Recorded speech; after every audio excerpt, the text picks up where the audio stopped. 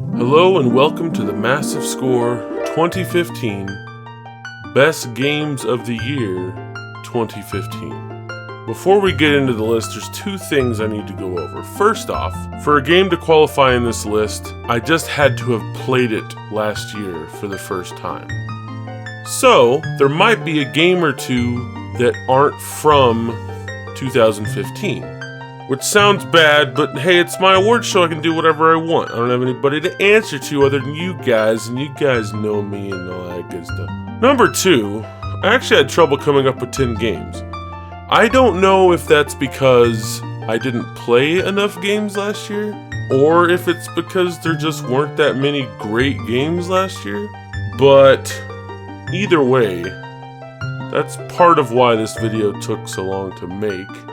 Was just trying to come up with 10 games. So anyway, without further ado, let's get started. Number 10. Whoosh. Destiny: The Taken King. Now, before you get mad that this is on the list, I really sincerely believe that the first year of Destiny was a beta. In the first two expansions, they didn't fix much, they just added stuff. Mainly areas and story. And then when The Taken King came out, they added stuff, but also fixed a lot of the issues that I had with the game. It made the game way better, and made it one of the best games I played this year. When I played it extensively in September and some of October, it was definitely worth putting in the number 10 spot. Number 9. Whoosh. Rainbow Six Siege. Beta. Okay, so this one's kind of weird. It came out last year. I played the beta a good amount with my friend Brian, and I knew it was a good game immediately because Terrorist Hunt is super fun.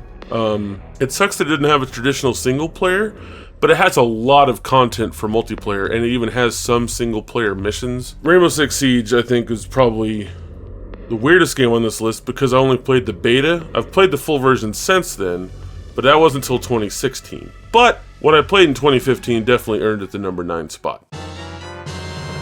Number 8. Whoosh. Defense Grid 2.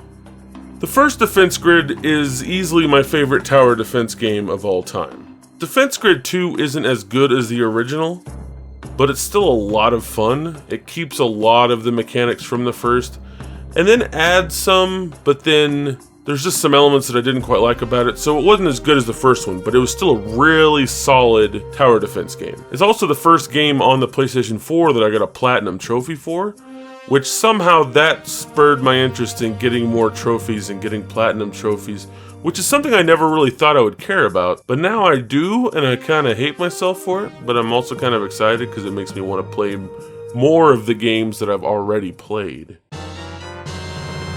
Number 7.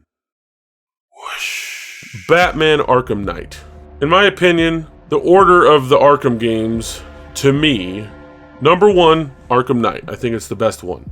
Number 2, Origins, because I think that's the best version of the Joker. Even though I know Mark Hamill didn't do him in that one specific game, the story, origin of Joker and Batman and their feud and everything, I thought was done perfectly. Then number 3 would be Arkham Asylum, and then the last one was City. And I know that's probably backwards compared to other people's, but that's just the way I look at it. In Arkham Knight, I love the Batmobile sections. I'm one of the few, but I really liked them, both the tank parts and the driving part. The story, the huge map, the Riddler trophies, it made it the best Batman game for me. And definitely fits in the top 7 spot, or the 7th spot in the top whatever. Number 6. Whoosh. Dungeon Defenders 2.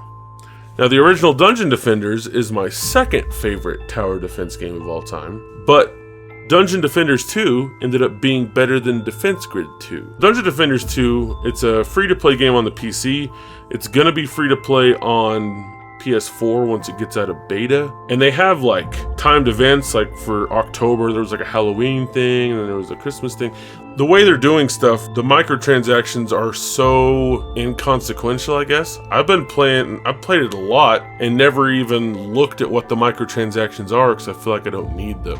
Which might be bad for them, but it's great for me. I got a free game and I got a lot of playtime out of it. So yeah, that's my number 6.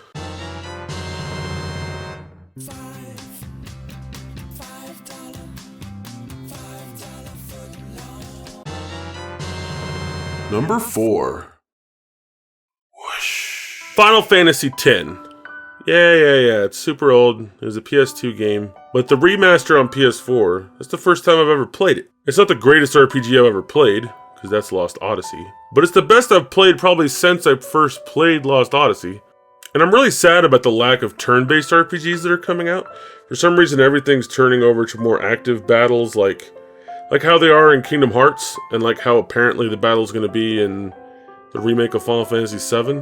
I don't like that, because I like turn-based. Because I like sitting there thinking about what I'm going to do. Stats and... I don't know what I'm talking about anymore.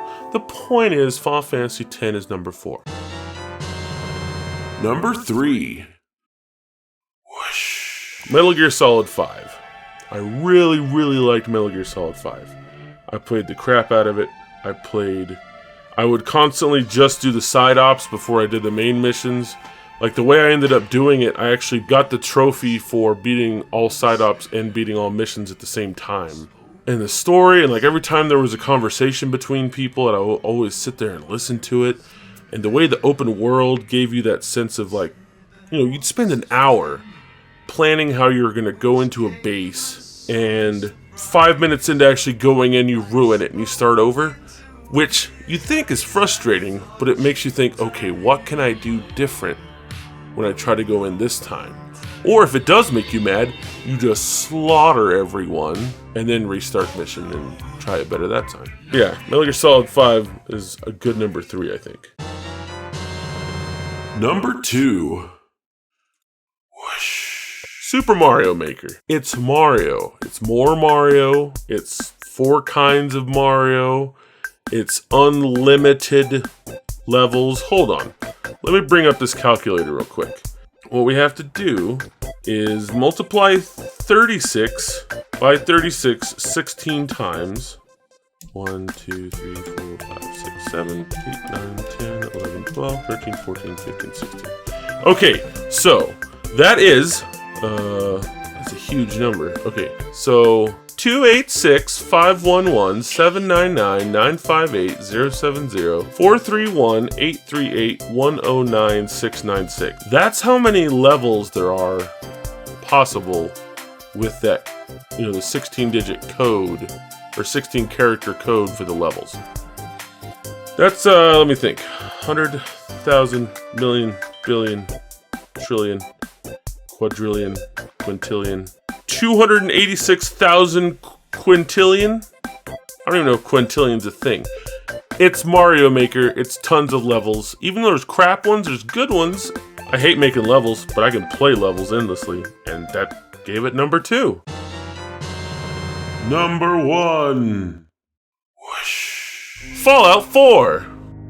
I'm kidding, I barely played Fallout 4. If y'all saw the video I made where I played as Muhammad, that's all I played of it. It didn't hook me. Maybe in the comments somebody will be like, you gotta play more than 30 minutes. And I'm like, no, I feel like I shouldn't.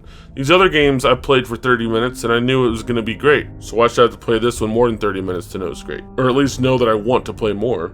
Since that's the fake one, let's go to the real one. Number 1. Whoosh. McDonald's Treasureland Adventure.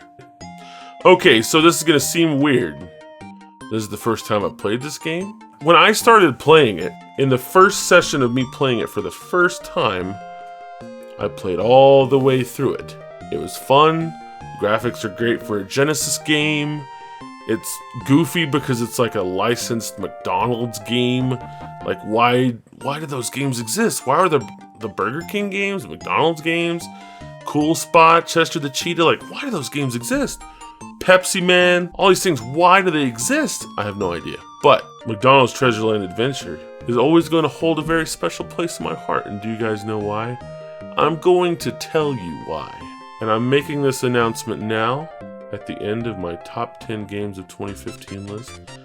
I am entering the world of speedruns. I cannot find a speedrun attempt or record for McDonald's Treasureland Adventure, and I am going to speedrun it and figure out how to get like an any percent world record speedrun on this thing, and then I am going to enter it into the Awesome Games Done Quick or Summer Games Done Quick, and I am going to rule the confused masses with my McDonald's Treasureland Adventure skills. And no, it's not a joke. Those are my top 10 games of 2015. I hope you enjoyed this video. If you did, I don't know why. I really don't. Thank you for watching. Be sure to comment whatever you think about the video. Subscribe if you found the video. Unsubscribe if you're tired of me only uploading like a video a week. I'm sorry, but I've got school and other stuff that I gotta deal with, so I can't make a video every day. But I will see you guys in whatever the next video may be.